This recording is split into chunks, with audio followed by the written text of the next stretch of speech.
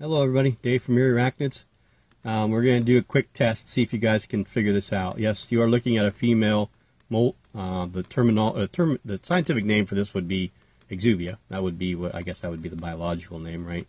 Part of biology or taxonomy. This is the exuvia, the shed skin of a tarantula. I want you to see, you're looking at the abdominal area, and you can see the spermathecae right there.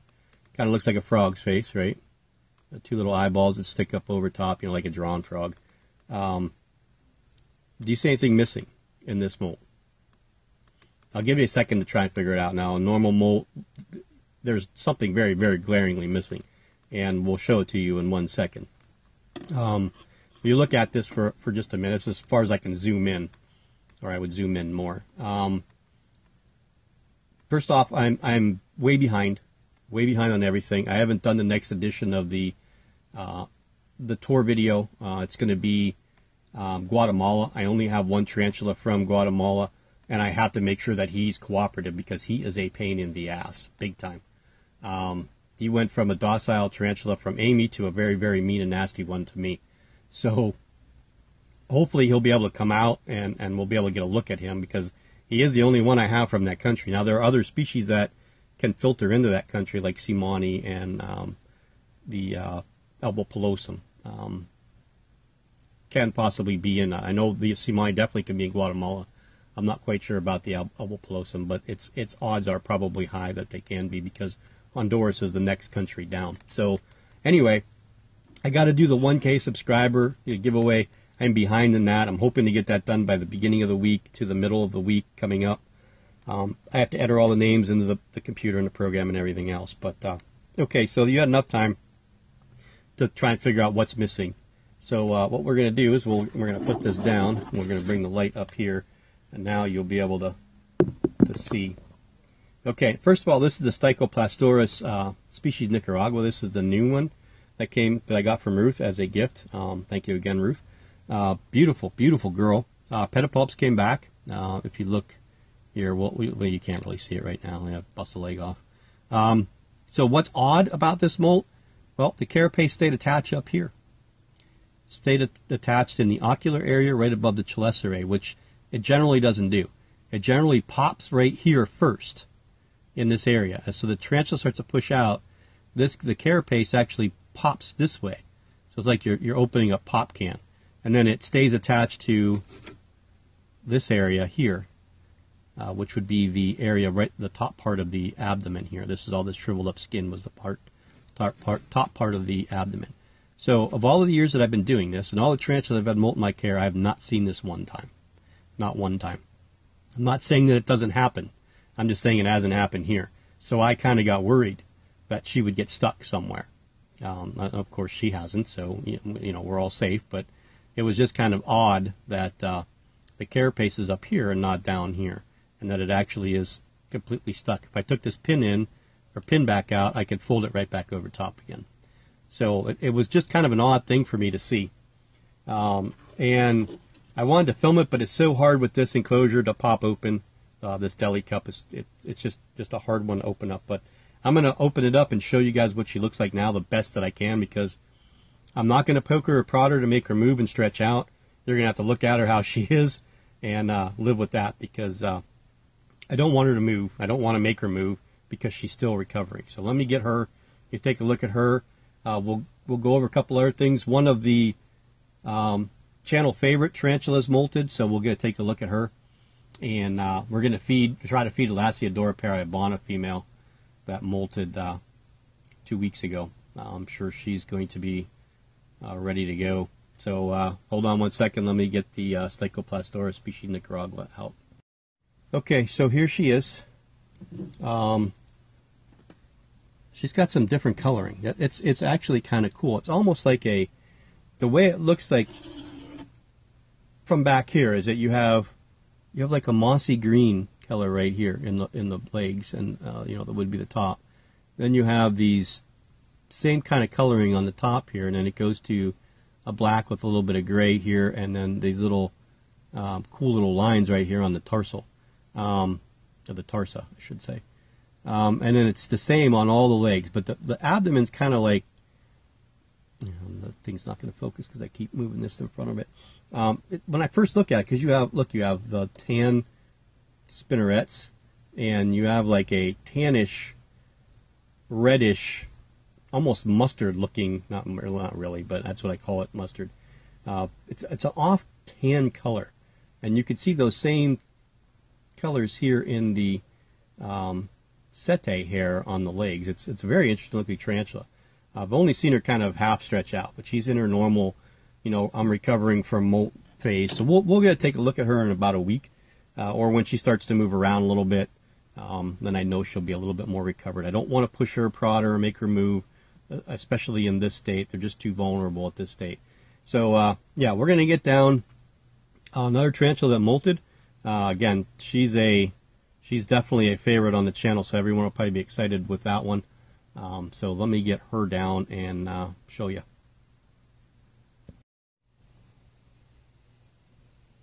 Okay, there's Cheeto. Cheeto molted. The molt's right above her there. I didn't even bother grabbing it yet. I don't want to bother her. She molted the same day as the Stichoplastoris species Nicaragua did on Wednesday. I knew that was coming because she was really, really, really thick in the abdomen, and these guys get really, really long, and they turn into a football. You could see they look like a capsule. That their abdomen looks like a capsule. When they start to go into molt or they're in pre-molt, they generally get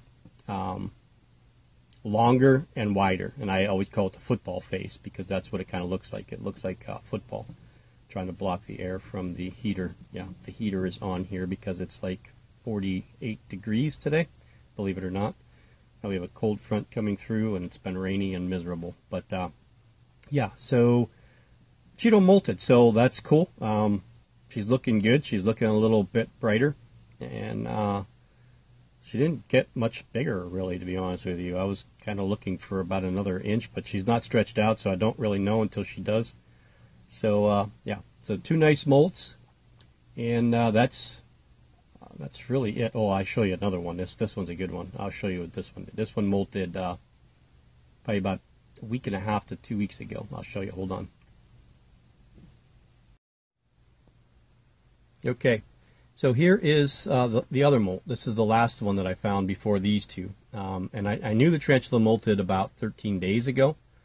I fed it probably 6 days ago. I lifted the cork bark up just to make sure, and it was perfectly healthy, perfectly fine. I threw a small cricket in there, jumped right out, grabbed it, went back down underneath there, and there's little feet right there. Was sitting on top of the molt, so I couldn't get the molt out. I didn't want to bother it. So yeah, it's getting very bold now, and hungry. It ate the other day too, so I think 2 days ago I fed it. And the reason I fed it was because I found this molt right here. So I knew that it was okay. Again, it ate before, but when they bring their molt out, you know they're good to go. Okay, and I haven't seen it out all the way yet, so it still looks blue to me, and it does look female ventrally. I have not attempted to take that molt out yet because it kind of webbed it up there. It's almost like it's like a warning to me. Yeah, he's coming out now. They are so pretty at this phase. They really are, and I think they're underrated. Tom, they're not underrated with Tom. Tom's a big Phormictipus fan, and this is the only one that I have left. I did give one to Peyton, and I had one die, and I traded one off to somebody else. I can't remember who. I think I had 4 or 5 of these total. So I kept one, gave one to Peyton, one died, and then the other 2 I gave away. I think I did have 5. And the one that I gave Peyton we think is female too. So, but yeah, so it like, not only did it bring it up there, but it webbed it there. It was like a warning to me. So I decided to name this one Omen, just because it's got me worried. Yeah, it does. I think it's going to be a handful. I really do. But I'm looking forward to it. Looking forward to the challenge. And right underneath it, this one molted a while ago too. a lot longer ago. It's kind of thick now because it ate a nice waxworm yesterday. The first time it ate since it molted. This is Kai. This is the Ornithoctinae species louse. It seems like that's all we ever get of her, or the other one is ventral shots. We don't get good shots of the dorsal part of the top part of the tarantula. And I dare not take this off because she's just so damn quick. These are one of the fastest spiders that I own. The two of these, they're going to give me fits. I can guarantee you that. They are going to give me some problems, but they're such beautiful animals. Yeah, so that one molted probably about 2.5 weeks ago, and I let it alone because I wanted to wait till it started to move around before I tried to feed it. Because if you look, it still has a roach in there from probably about 5 weeks, 6 weeks ago that it hasn't touched. I don't know why. It ate the silkworm, or the waxworm that I gave it yesterday. Mowed that right down as soon as it decided to get to a point where he could just go up and grab it. As you can see, now the waxworm was sitting right up on top here, and then the tarantula came up and grabbed it, pulled it down. But this is his roommate, so I think they're friends. I eventually think that we're going to call the roach Bob. I think eventually Bob's going to get eaten, but who knows how long he'll survive. He might make it for a while, but yeah. So the Ornithoctinae species louse, and then Cheeto, Phormictipus cancerides, and then of course the Lasiodora paribana and the beautiful Stichoplastoris species Nicaragua all have molted in the last 2.5 weeks ish. I don't believe I have any more really that are on the cusp or have molted. That yeah, there is actually one of the Phormictipus rubronitans is really, really shiny. The last one that I got, the one from Amy, that one's a really, really shiny. So we're going to be getting the Lasiodora difficile coming in next week, and I'm going to be picking up one of my two wish list spiders, the OBT female and the GBB female. I've been completely paid off, so I'm going to mail them out. Once she gets them and they're okay, then I'm clear to use that money. That's going to go right back to pelt friction, because I'm going to buy a Megaphopoma mesomysalis. Yeah, I'm really, really stoked and excited about that. So, yeah, so we have that to look forward to. So let's get the LP down, and we'll try and feed her.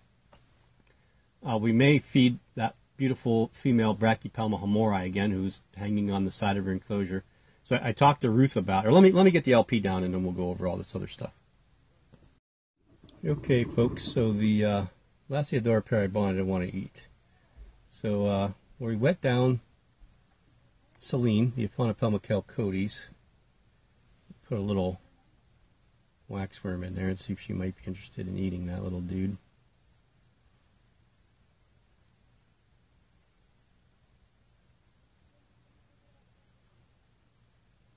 Well, you have to eat it.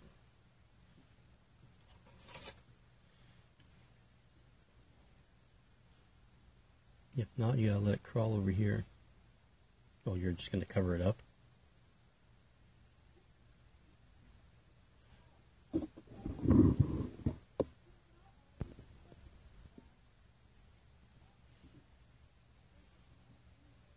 I think she's gonna eat it. Yep. Maybe. Yep. She's gonna eat it. Yeah, you're more than welcome to come on out. Look how big she is. I mean, she's not just big. She's long, but honestly, Mike, if you're watching this, I have a funny feeling that she's going to molt out. If she is gravid, I don't think she's going to drop for as long as it's been already. What are we at here? We're almost at June, so we're halfway through May.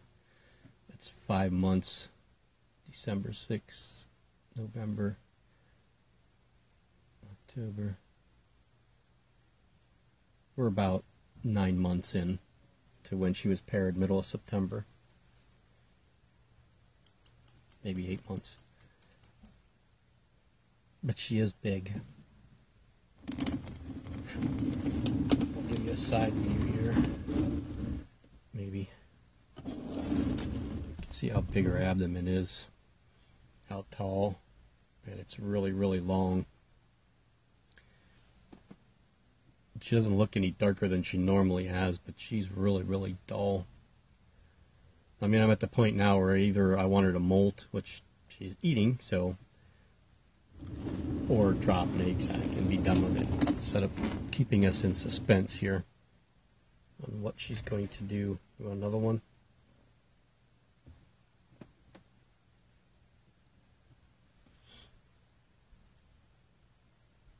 One's kind of small. Anyway, the LP didn't want to eat, so she wasn't ready. She was just, yeah, she was not happy. Let's put it that way. Threat posture in her den. She was striking at the dirt. I put a big dubia in there for her and tried to coax her out. She was just having nothing to do with it. Do you want that one too? So I thought we'd at least get a look at her, and yeah, it's probably all we'll do with this video. But yeah, we don't want that. Do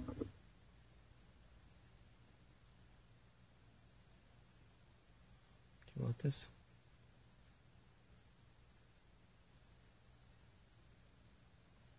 If you don't want it, I'll take it back.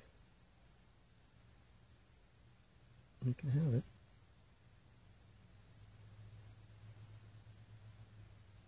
No? Alright. Not gonna force you. You enjoy your one little tiny nugget.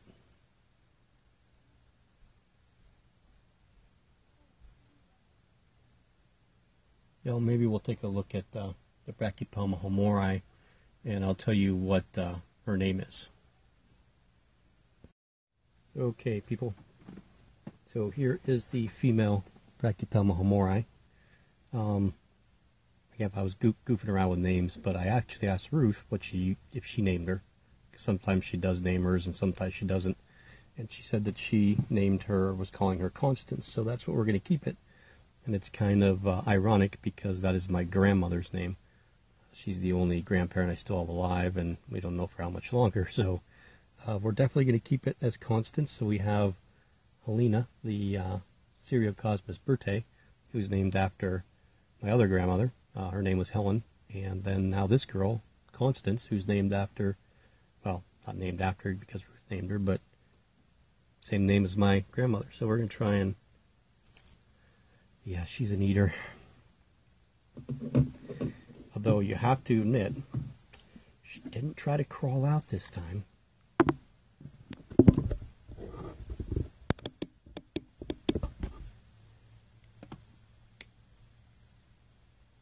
Ring light that's dull already. No, where are you going? I want to take a picture of you. I need a thumbnail picture. Okay, yeah, she's going to be a star too, I believe. Or her and Cheeto and probably a few others. Kind of odd looking. What are you doing? Crazy Grandma stole us. So yeah, everybody else seems to be doing fine. I will definitely do my best to get to that 1,000 subscriber giveaway. Seems like this ring light just does not hold a charge very long. Yeah. She's a looker, isn't she? I'm so thrilled with this little girl. So anyway, Ruth said that she's been doing this since she was little. trying to get out of everything that she put her in, because she's tried every kind of different enclosure, substrates, all kinds of different things, and she just likes to try and climb out. So we're going to have our hands full with her, which is okay. She's got spunk, and she's got feistiness, which really reminds me of my grandmother, because that's the way she was, a short Italian woman, you could imagine. Yeah, so I have to set up these orange heads into something a little bit. I gotta get them out of this telly cup because they drive me crazy at night. There's only 15 or so, 20 of them in the most in there, but they're all pretty large. So yeah, we definitely got to get them into something different. Both of my Euapolatrus campostratus are, yeah, I just looked at both of them. They're kind of in pre-molt. We're going to probably feed some tarantula. We have a lot of them to feed, really, to be honest with you, because I've been behind and slacking. But we're probably going to do a feeding video real soon. I'll probably end up doing that before I do the giveaway, because I do have some hungry tarantulas that need to be fed. Probably about 50 that probably can be fed. So we're going to try and do that one as quick as we possibly can. It'll be introduce the tarantula, drop the prey item in, watch it grab it, quick fang action, maybe a happy dance, try to keep the videos at 1.5 minutes piece. I know that's sometimes very difficult, but it tends to get easier when the tarantulas get bigger. With the sling, I tried to do a sling feeding video, I'll be honest with you, the other day, because it was requested by a subscriber. And I'm going to apologize to you now because it just didn't work out. I did all the African, the Tarantula, Marinus tetes, Mozambiques, the Arusha ate, the Lugardi ate, the other ones didn't. The Bumba Cabocla ate, but she's buried herself, so she ate down the burrow.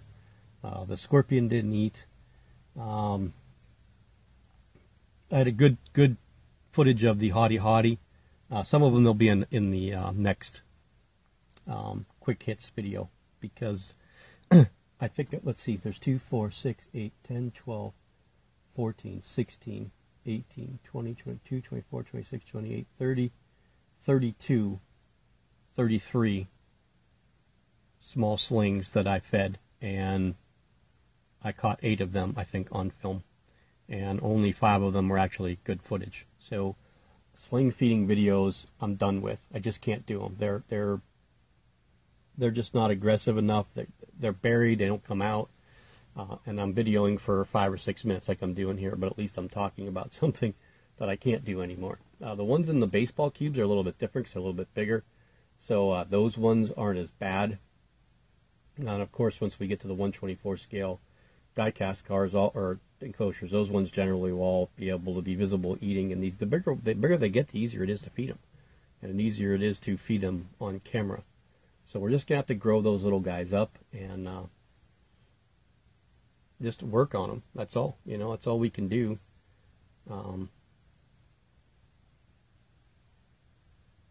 Get them to the point where we're able to see them. The vinegaroon did eat. I wished I would have filmed that one, but it was on the way out the door. I decided to feed it real quick and see if it ate. And they're tough with roaches because the roaches are kind of quicker than the vinegaroon is, but eventually it caught it. Tomorrow I'm going to try, because I dropped that whole entire, here's the kicker of it all. I had about 50 small crickets. Enough for all those little guys, enough for some of the ones in the softball enclosures if I needed to use them, enough for like the Balfours if I wanted to use them, even though they usually tend to take the next ones up. But I bumped the whole entire thing, and 30% of them got away, which really ticked me off. So that just kind of set me off with that whole entire sling feeding video thing. But yeah, it's not easy. It's not easy for me to do. It's not easy for most people to do, honestly. Andrew does a pretty good job of it with his vials, and you see a lot of his good takedowns. Mine aren't as nice. They're mean to me. So yeah, she's doing some stuff. You see, she's got a nice long but thin abdomen, so I'd like to probably get this feed into her, and then we'll feed her again in about a week and see how she does. It looks like the right side of her abdomen is a little bit flatter than the left side of her abdomen, so we want to get some meals into her.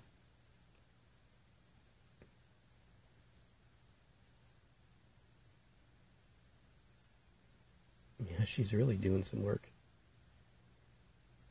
See how she's keeping that roach as high up in the air as she possibly can. There's some fangs. The roach is still moving.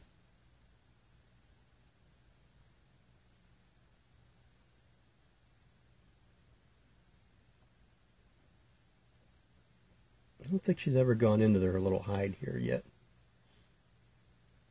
Truth said she didn't go in the hides for her either. She'd like to stay out in the open.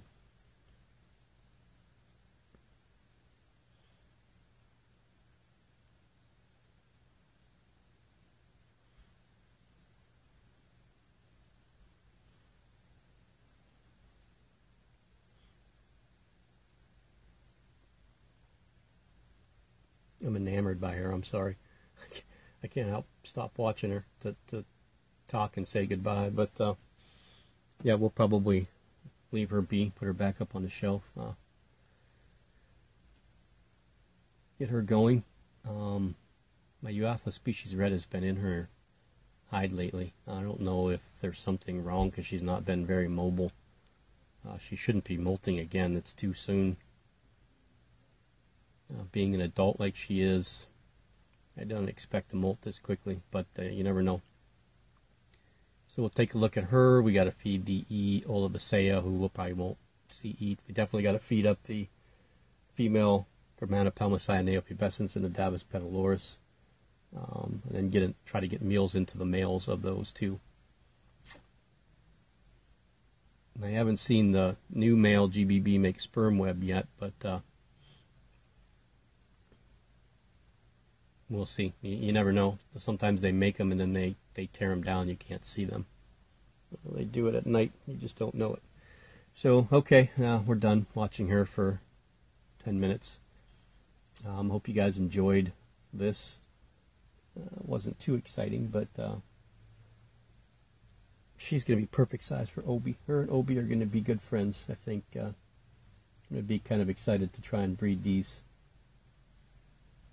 These and Amelias are definitely my favorite Brachypelma. I do love the Schroeder deer. I love them all, to be honest with you. There isn't a Brachypelma that I don't like. So, you almost wish you can collect them all, and then you wish you could collect all of the Lassiothoras, all the Acanthoscurias, all the Nandus. There's just so many of them. So many of them. Okay. Well, watch for what's coming up next. Don't forget, if you like what you see, subscribe if you haven't. Hit that bell up top, the icon bell, so that lets you know if anything new is coming out. And look forward to that 1K subscriber giveaway. Again, if you want to enter that and you haven't, find that 1K subscriber giveaway video, and then do the things that were asked. Make the comment down below and that, and then you'll be entered. Probably have till Tuesday. Probably do it Tuesday is my target, unless I can get it done Wednesday. But let's shoot for Tuesday. It gives everybody an opportunity to enter it that hasn't entered it. And we'll see you guys all later.